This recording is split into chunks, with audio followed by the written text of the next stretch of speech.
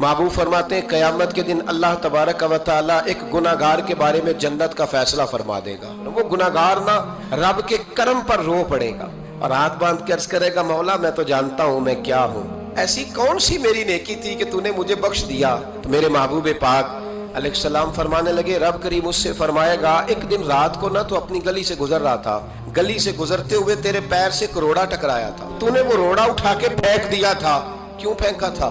तो नेकी चूंकि उसकी नजर में मामूली थी तो वो भूल चुका था। कहेगा या अल्लाह वो वाला रोड़ा, मालिक करीम वो तो मैंने इसलिए उठाया था कि मेरे मोहल्ले में बूढ़े भी रहते हैं, बीमार भी रहते हैं, बच्चे भी रहते हैं, कमजोर भी रहते हैं, इसलिए उठाया था किसी को ठोकर न लग जाए। रब करीम ने फरमाया तू रात के अंधेरों में रोड़े उठा उठा के मेरे बंदों का ख्याल रखे तो मैं आज कयामत के दिन तेरा ख्याल ना रखूं। फरमाया उस एक रोड़े के उठाने की बरकत से मैंने तेरे लिए जन्नत का फैसला फरमा दिया।